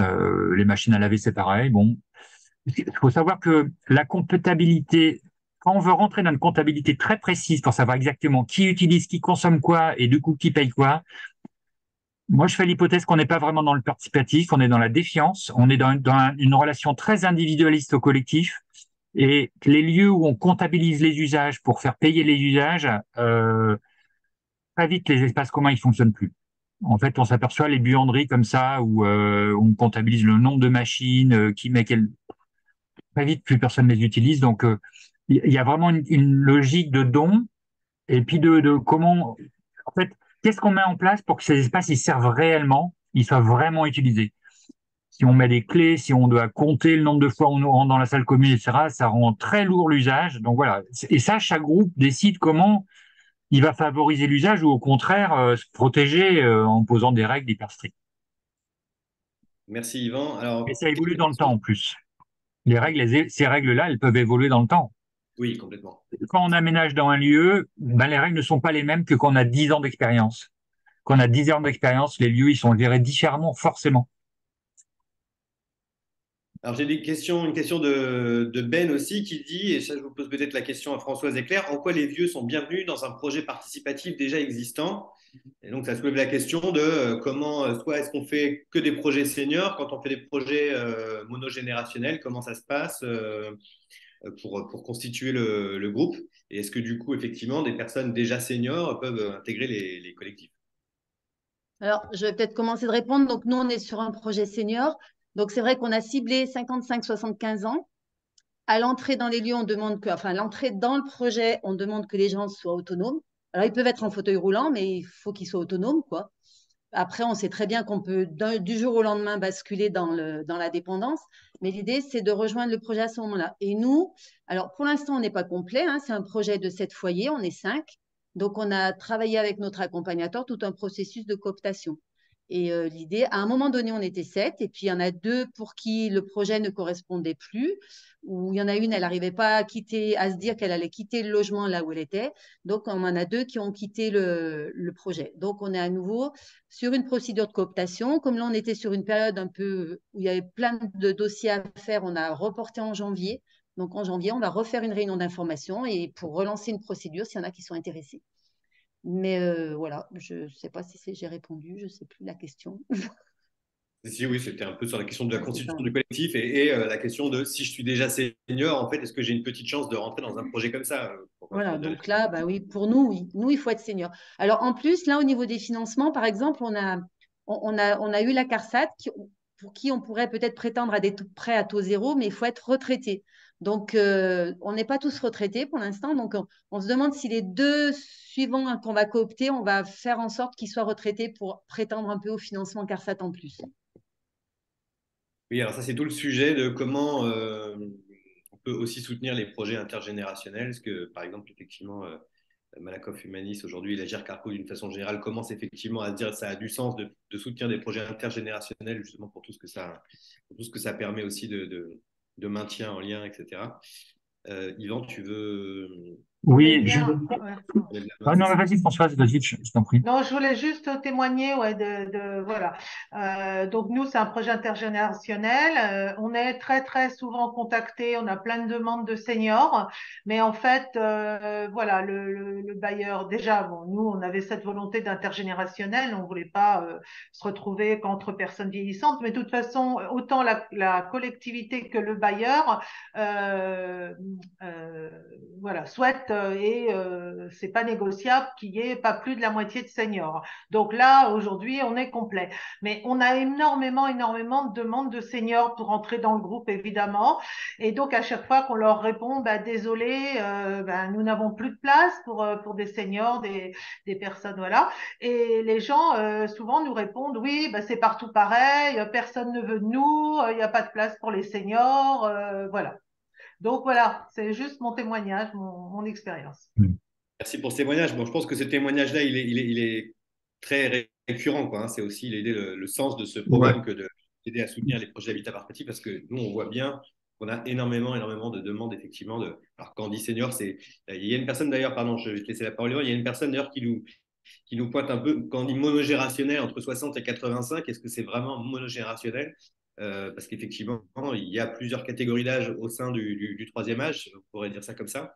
Mais donc voilà, c'est vrai qu'on a en tout cas effectivement beaucoup de personnes certaines un peu avant l'âge de la retraite en prévision, et puis d'autres qui sont déjà retraitées, effectivement, se posent la question. Il y en a énormément. Je te laisse la parole, Yvan, tu voulais réagir. Oui, je veux dire qu'effectivement, on a sur les groupes, sur les projets, il y a beaucoup de demandes de personnes âgées, et notamment de personnes seules âgées, beaucoup. Et que en fait l'intergénérationnel ou la mixité sociale et générationnelle, on l'observe à l'échelle. Plus le projet il est grand, plus on va pouvoir trouver de la mixité. On observe quand même qu'une manière générale, les petits projets à 4, 6, 8 logements, ça va être assez homogène dans les profils culturels, sociaux, dans les âges, etc.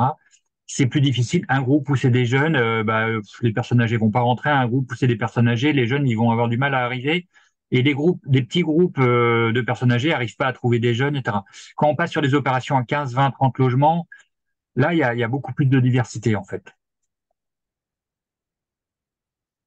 Ok, merci. Alors, on va bientôt devoir rendre l'antenne, mais j'avais encore une question. Du coup, on nous demande s'il va y avoir un autre appel à manifestation d'intérêt sur le thème de l'habitat participatif senior en 2024. Donc, je pense que ça fait référence à l'appel à manifestation d'intérêt qu'on a lancé du coup dans le cadre du programme qui est soutenu par Malakoff Humaniste, qui permet de venir financer l'accompagnement à l'émergence des collectifs.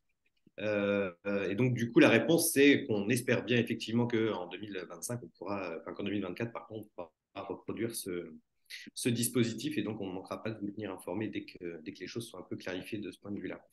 Je vais laisser du coup la parole à Paola pour une petite conclusion. Merci à tous. Ça va, vous m'entendez? Oui, on arrive à la fin de ce webinaire. D'abord, merci beaucoup à tout le monde d'avoir été présent. On était très contents de vous voir si nombreux et nombreuses. Merci aux intervenants et aux intervenantes d'avoir répondu à notre invitation. Après, peut-être juste quelques petites annonces avant de vous laisser partir. D'abord, le sondage que j'ai oublié de vous faire remplir au début. Mais l'idée, c'est un peu de savoir, en fait, nous, on s'est présenté, mais vous, c'est toujours très frustrant. On ne peut pas se voir, on ne peut pas échanger. Donc, on a juste fait un petit sondage que je vais lancer pour savoir qui est de l'autre côté, en fait. Donc là, normalement, voilà, c'est censé apparaître. Vous pouvez répondre à la question. Si vous êtes un habitant, un futur habitant, un professionnel de l'habitat, membre d'une collectivité, aucune de ces catégories, mais curieux d'en savoir plus. Voilà, pour nous, c'est intéressant de savoir qui vient à ces webinaires pour essayer de les adapter au mieux aux personnes, même si bon, ça peut changer effectivement d'un webinaire à l'autre. Mais voilà, je laisse juste quelques minutes, le temps que tout le monde puisse remplir. Ouais, on y est presque.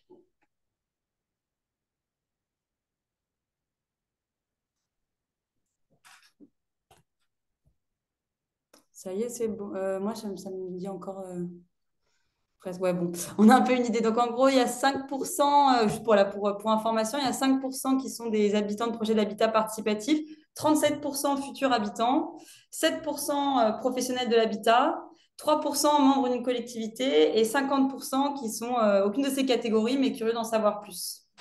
Donc, voilà. Hop, je vais juste. Pardon. Regardez ça.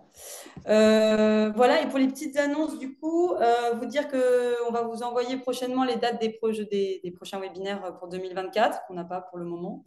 Vous dire aussi qu'il y a un groupe de contribution, donc c'est un groupe d'habitants, de futurs habitants qu'on anime en visio une fois tous les 2 mois. Donc voilà, ceux ou celles qui sont intéressés, vous n'hésitez pas à m'envoyer un email. Voilà, c'est des échanges qu'on a, on parle du programme, on parle des questions qu'on peut avoir. Et voilà, et donc effectivement, Claire et Françoise font partie de ce groupe de contribution. Donc si vous voulez échanger davantage avec elles, bah, rejoignez-nous. Et le prochain, il a lieu le 8 décembre, donc vendredi prochain. C'est ça. Ouais. Vendredi prochain. Et aussi très important pour noter dans vos agendas, en fait, tous les 3 ans, on organise les rencontres nationales de l'habitat participatif. Et donc là, elles vont avoir lieu en 2024 à Rennes, du 4 au 7 juillet 2024. Donc voilà, c'est vraiment un chouette moment. Pendant plusieurs jours, ça réunit 1000 personnes, des habitants, des futurs habitants, des professionnels, tout le monde, voilà, tout le monde beaucoup de monde de l'habitat participatif et c'est vraiment un bon moyen de se lancer dans un projet. Ça donne de l'énergie, quoi. Voilà, bah, je pense qu'on est bon. Je ne sais pas s'il y a d'autres. Non. Personne ne veut rien ajouter, les panélistes, si vous voulez dire un dernier mot de conclusion. Non, On est À part, merci. est-ce qu'on reste 5 minutes après pour débriefer? Ouais, on fera ça. On va faire ça. Voilà, les autres, on vous libère et bah, voilà, à très vite, on l'espère. Bonne journée. Au revoir.